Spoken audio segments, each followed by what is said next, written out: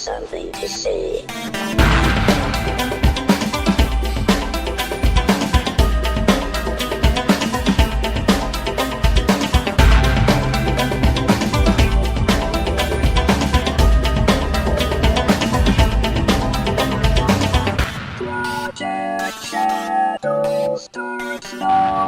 Hi everybody, welcome to Project Shadow, episode number 615. My avatar is in blue, unless they're sad or a waterbender. Hi, I'm Charlie. I'm a sci-fi fantasy writer. You can find out more about me at projectshadow.com or ashdancer.com if you want my latest stories and stuff, because I'm writing over there and doing stuff. Today's episode was inspired by me not being as clear as I should have been, and a wonderful comment by the Flapton. Yeah, I messed up. I'm sorry. Here we go. Let's listen to what she had to say, and then I will grovel in my apologies and explain. Really? That's what Avatar was about? Wrong Avatar. It was about corporate greed and You're right. how they would stop at anything in order to get more money from You're absolutely native right. peoples, and expecting that they would overcome them. But shows you what I know. No, you know. Isn't that you funny know. how we could look at one thing and see it in two different ways? That's But true. isn't that the joy of sharing? Because when we share these things, we know that we're caring about each other, and the sharing allows us to expand our minds. Yes. Hey, that's pretty good, isn't it? Yeah, it is. And unfortunately, I confused you, and I'm a bad person. No, I'm not really a bad person, but I made a mistake. Well, I didn't make a mistake. Okay. There are two things called Avatar in the world. There's probably more, like a lot more, because I know when I was a child, back in the 80s, the first novel I actually started writing was called Avatar. It was. I had recently encountered that term and fell in love with it. And actually, though I wrote 5 novels technically, but 4 that survive, that before I wrote Liquid Sky, the themes from that book, my book Avatar, actually made it all the way to Liquid Sky, which doesn't say much because it's, anyway. That's a topic for a completely different day. So fandom is a funny thing, and it's one of those things that we forget that other things exist, and I try to be clear, and I am terrible at this. Okay, so there was a James Cameron movie called Avatar, which is about blue cat people doing Dune-like things with this in the rainforest, and that's how it's different. It's not Dune. Muad'Dib isn't running around with the Fremen in the desert. Our hero is running around with blue cat people in the forest. And pretty much everything is the same. I mean, spice becomes the unobtainium, and you have the evil Baron Harkonnen who becomes the company, even though, they throw out the whole mythos of how he came to be and everything. And Sigourney Weaver is a Bene Gesserit in everything that she plays, so the Bene Gesserit are there, and if you don't believe me, just watch her hands. She's always talking in secret Bene Gesserit code. And if you don't get that, you haven't read the Dune books. And I'm sorry, they might not be your bag of tea, but, they're so good. I love them so much, and they've never been adapted well to anything other than audiobook, because reasons. There actually is a really good full cast audiobook version of the first Dune book that is surprisingly unabridged and does a fairly good job, though some of the actors do go a little overboard. But anyway, yeah, there is a movie by James Cameron called Avatar that will eventually be getting 5 sequels, or so he keeps saying, and I will believe it when they actually happen, and is getting a theme park at one of the Disneylands, I think. Pretty sure. Anywho, and it is called Avatar, and a lot of people get confused. But before there was James Cameron's Avatar, there was Avatar: The Last Airbender, which was a series that ran on Nickelodeon. And because it was called Avatar: The Last Airbender, which is actually helpful because then you have Avatar: The Legend of Korra, which is the sequel series. I by the time Avatar came out, was very used to calling the other series Avatar, and now there are two Avatars, and it gets very confusing. So yes, the James Cameron Avatar, you're very correct about what it's about. I'm referring to The Last Airbender, which I don't like calling it that, and saying Avatar: The Last Airbender is a mouthful, because I like to say the original series title, and I don't like saying just The Last Airbender, because then people think of the really crappy M. Night Shyamalan thing that we'll probably talk about a little bit in this episode. But yeah, you're not wrong. I just wasn't as clear as I could have been in explaining that. So this actually makes me very happy that this miscommunication occurred. And this is why I always say, don't be afraid to speak out, even if there's a misunderstanding, because great things can come of it. I have been debating for a long time about what series I wanted to do a deep dive into, a weekly deep dive, and really dig into the meat of it. And Avatar: The Last Airbender was high on my list for a show that I would do this for, because there's so much lore and there's so much to talk about and so many wonderful things. And it would be a wonderful challenge because Hello Future Me, which is a YouTube channel that if you don't follow, you really should follow. It's amazing. But Hello Future Me has done quite a few episodes on Avatar. And so it becomes a fun series to try to talk about, because I don't want to duplicate any of his topics, because he did them very, very well. So if you want kind of a crash course, you may want to head over to YouTube and check out Hello Future Me, or better still, just watch Avatar: The Last Airbender, the original animated series. The episodes are really short. They're so much fun. It's one of the best animated series ever made, and I would go so far as to say one of the best TV series ever made. One of the best stories. Like, the world building is really good. The characters are solid. The plot is phenomenal. The themes will tear your heart out. It's an amazing show. So, thank you for misunderstanding my stupid going back and forth between Avatar and Avatar, which I did. Because, you know, when I think Avatar, I see Aang. I don't see the blue cat guy. Sorry. I like the Avatar movie. I actually bought it twice because I have the original and I have the extended edition. And I do watch it from time to time, but oh, Aang, you are one of my spirit animals. And honestly, I am Zuko. But yeah.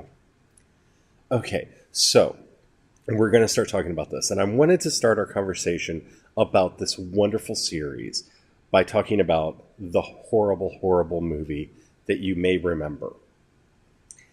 See, M. Night Shyamalan, a while back, was hired for some reason that I do not understand to do a film adaptation of Avatar: The Last Airbender, because his film came out, I believe, after the James Cameron Avatar. They shortened the name simply to The Last Airbender, which I kind of have a problem with, because when you're breaking up the 3 books of the original series into films, you're going to be doing at least a trilogy, and I guess they would have been called The Last Airbender, The Last Airbender and the Earth Kingdom, and The Last Airbender and the Fire Nation, or something like that, because, yeah, I don't know how they would have done that. Because, you know, Avatar: The Last Airbender was the name of the series. The book, book 1 is, it's Water, Earth, and then Fire. So, those are the names of the seasons. Because it's actually written like a series of 3 books. And that is part of what makes it amazing. Now, if you remember this horrible travesty of a thing that occurred that should not have been, please wipe it from your memory. For some reason, beyond my understanding, they decided to swap the races of every character in the setting. So where Zuko and the Fire Lord and Iroh are depicted as extremely light-skinned, and we can argue what Earth ethnicity they relate to while dealing with a foreign other world. We can debate that a lot. But the one thing that we can very clearly say is they were not Southeast Asians. They weren't from Thailand or Burma or India. And I believe most of the actors who played characters were from India and Pakistan in the movie, which is kind of traumatic in a way because all of the villains who were very clearly depicted as white turned brown in the movie. And Sokka and Katara, who are from the Southern Water Tribe, which is very much related to the Inuit in the style of dress and the Eskimo and all of that, and are clearly depicted as having dark skin, brownish skin. They were made white. Now, Aang, you could kind of do whatever you wanted to with him because Aang had darker skin than Katara and Sokka. He had much lighter skin than them.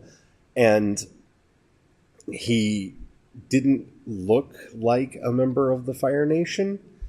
And many of the air nomads that we met did look much more Chinese, Japanese in appearance. All of this is a moot point in that you really could have cast anybody to play any of these characters, but the visuals were jarring that you took our two brown heroes, darker-skinned heroes, made them, lily white. Like the guy that got to play Sokka, you could hold him up to a newspaper and read the newspaper through it. I mean, he's very pale. Very pale white. And the people that they got to play the Fire Nation were to a T. Like I said, I believe all of the actors were from India or Pakistan. That visually says something, especially about a series like Avatar: The Last Airbender, where race, while very hard to bring into a world this way, because as we meet people from the Water Tribe and the Fire Nation and the Earth Kingdom, and even in the flashbacks of the Air Nomads, we actually see a variety of peoples that could be correlated to almost any ethnicity here on Earth. This is one of the more interesting things that Avatar: The Last Airbender did in its world building, is that the nations, the Fire Nation, the Earth Kingdom, the Air Nomads, and the Water Tribes, they were based off of geography, not ethnicity. So when you actually look at a character like Boomy, and someone like the Earth King or Earth Queen that we meet in various incarnations of the series, they could be interpreted as various Earth ethnicities that we would see as strange to be part of one nation if it wasn't a nation like the United States. And because this was a story that came out of the United States, this multiculturalism that occurred in each nation really kept you from overly racializing the nations. So each nation wasn't all this, that, or the other. Okay? Now, having said that, when you actually watch the movie, they do the exact opposite thing. They think we're too dumb to accept a multicultural nation that has people that look different in it, because where would we have ever encountered that before? And so each of the four nations is depicted fairly consistently, with the exception of Aang himself, to be one of the various archetypal, borderlining on racist ethnic groups that you would see a white supremacist talking about. Thus undercutting the narratives multiculturalism because we see heroes and villains on all sides of the conflict. We see good people and bad people on all sides of the conflict. And our heroes and villains are not limited to any visually distinct Earth ethnicity. And I keep saying it that way because it's important to remember this story does not take place on Earth. We get to see the world map in the credits of the show. It is not on Earth. It's not just Earth with magic. It's a different world. Things work differently there. And I don't understand why they had to bring race into it in such a way, and why they had to make all of the heroes white and all of the villains brown. Oh, M. Night Shyamalan, why? But the best thing about the movie is that it's really easy to divorce it from the original series because they didn't actually import the characters. You see, they didn't see the TV series as canon. So, in the TV series, we meet Aang, Sokka, and Katara. In the movies, we meet Aang, Sokka, and Katara. I guess they couldn't find a weird way to pronounce Katara. See, as part of this hyper-racializing that they tried to do with the story in the process of making it into a film, we could no longer call Aang Aang. Because Aang might more properly be pronounced Ong if it was part of a non-fictional universe, and we tried to relate it to names that actually exist.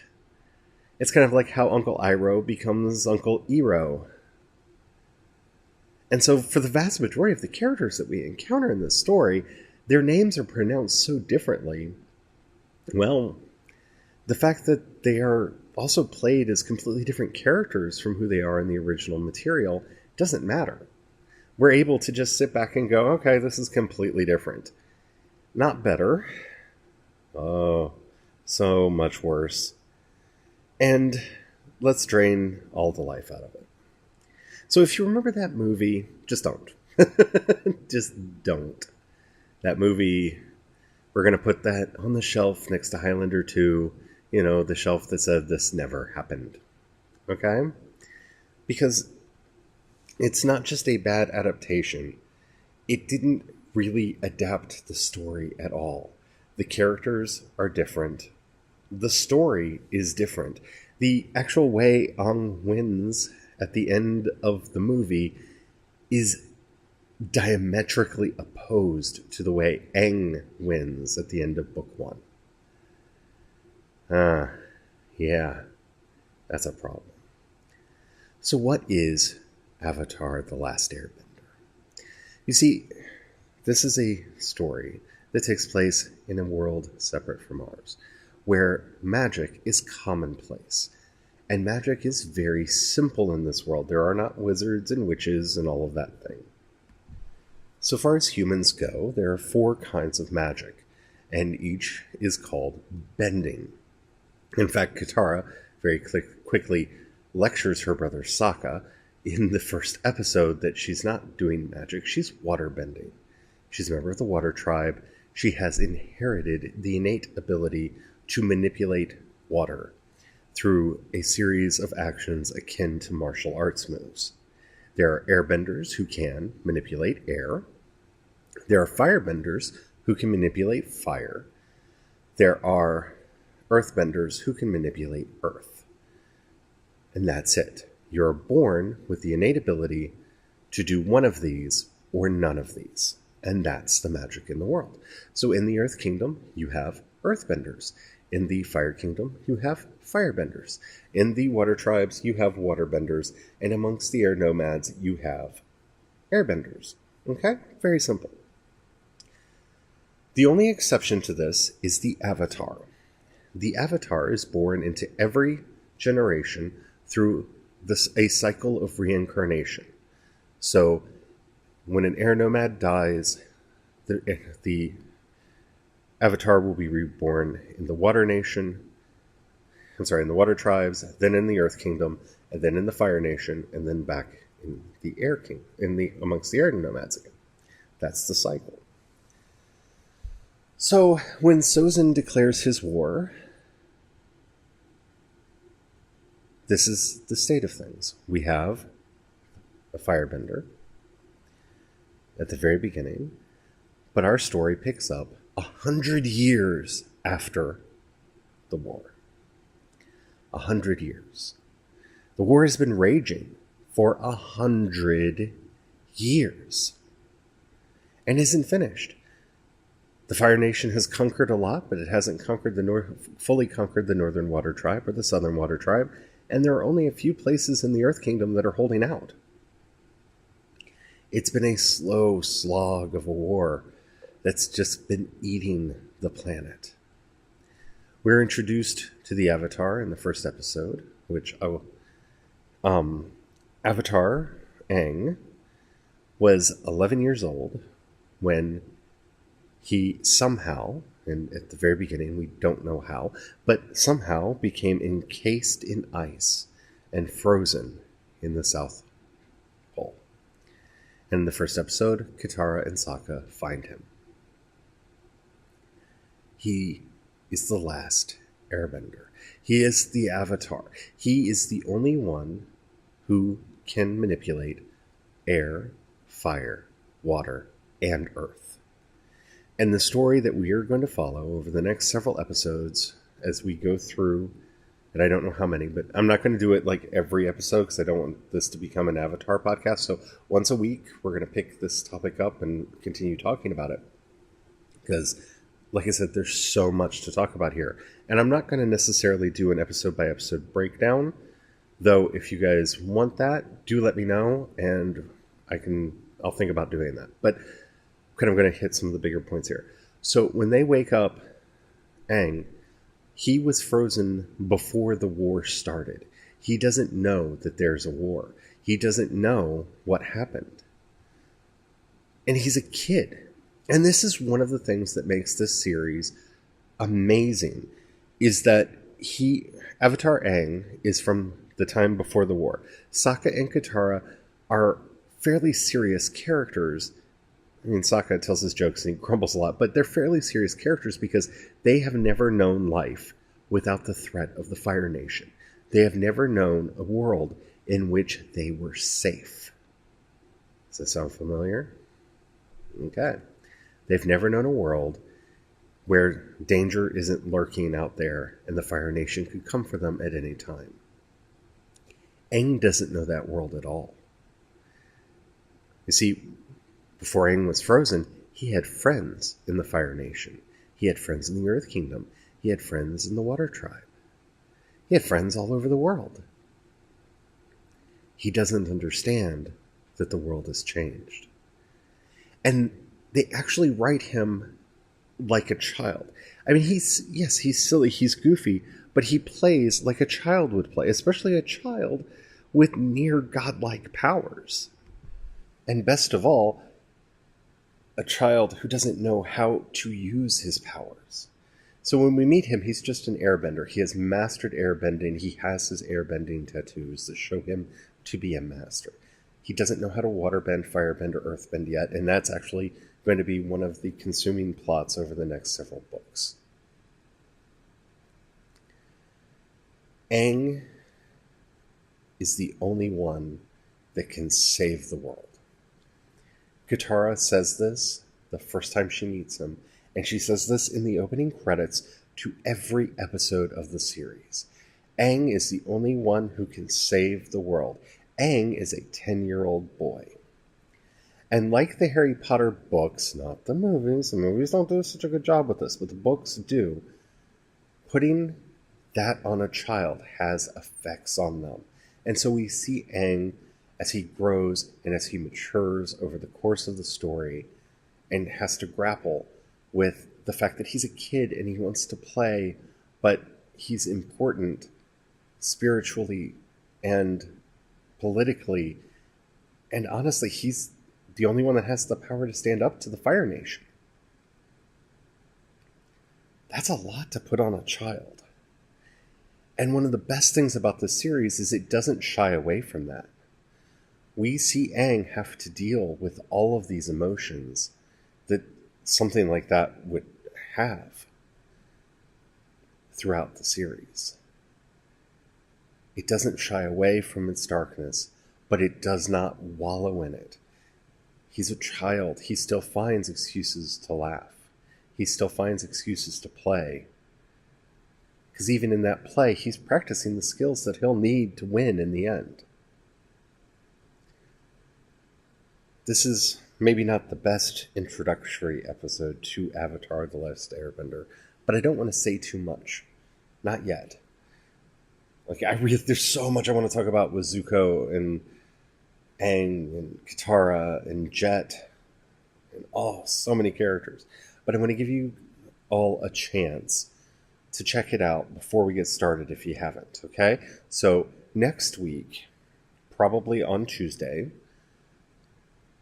we will continue our discussion with a much deeper dive into Aang and his character. The episodes are short. They're half-hour episodes, I think 22 minutes once you take the commercials out. I know it's available to buy on all the services. It used to be up on Amazon Prime. I'm going to pause this recording and see if it's still there. It does not look like it is currently free to watch anywhere. It is apparently on the Nickelodeon app, which I do not have installed, and I'm assuming that's one of those apps that you sign in with your television provider and it lets you watch it that way.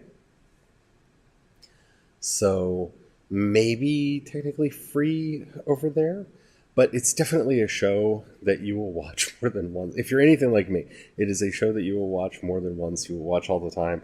I bought it when it was on crazy sale at Amazon, and that's how I got it on DVD originally.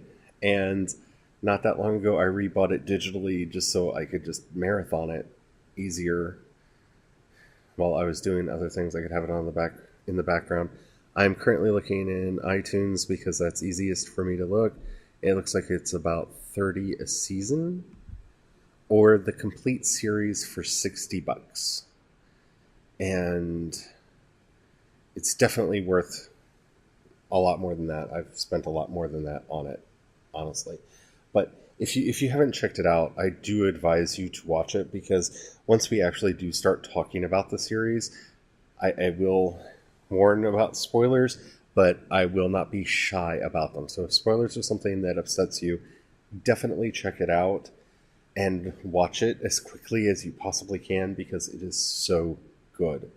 And it changes over time. And that's one of the things that makes the series so powerful is, like I said, Aang starts off very young and very childlike. And even by the end of the first season, there are only 3 seasons of the show. There's water, earth, and fire. There's 3 books of the original series.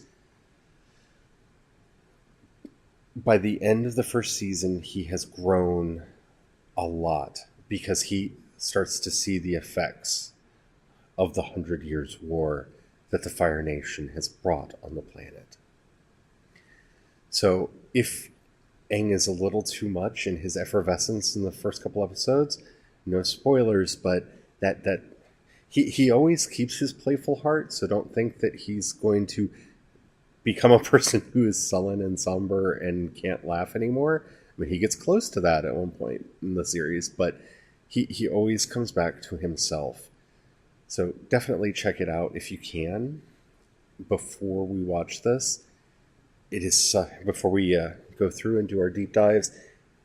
And if you're not afraid of spoilers and you're still not sure if it's a show that you want to watch, well, you're going to be getting 30-minute episodes on various topics from the series that will hopefully sell you on its amazingness. Because I cannot say enough good things about this show. I just can't. It gets all the good things. All the good things. So, thanks to my inability to differentiate between 2 series that unfortunately have the same name and confusing my beloved Flapton. So you were right. Avatar, the Blue Kitty People movie was about exactly what you thought it was. And Avatar, The Last Airbender is something very different and one of the greatest loves of my life. And so we're going to be talking about that now. And since I had been struggling to find what series I wanted to do a deep dive in, thank you so much for helping me choose.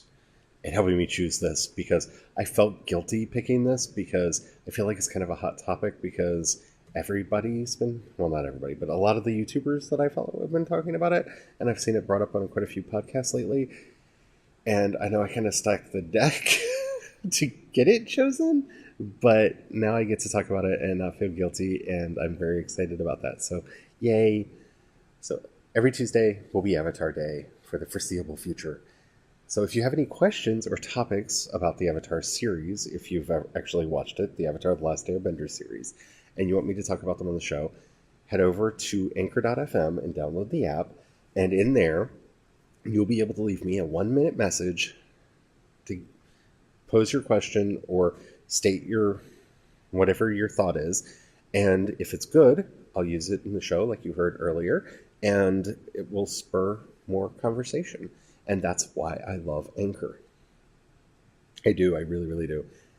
The other thing that's nice about them, if you can support this show and you want to keep it going, you can either, in whatever you're listening to me on, in the show notes, in your podcatcher, you'll see a support on Anchor link that will take you over there. You can support for 99 cents. Well, I'm rounding up.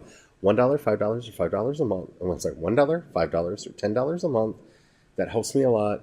It helps me know that you're supporting the podcast and you want the podcast to continue.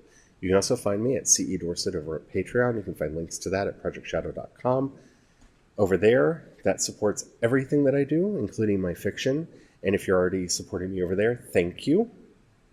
The few, the proud, the Patreon supporters. It really does help, especially since I'm trying to build my own world and I want to be doing these podcasts, and I'm dedicating myself to a lot of things. Plus, we own and operate a restaurant and all that. Yeah. Plus, keeping my mind going. So, yeah, thank you for everything, and I'll see you next time. And until we talk again, have the fun.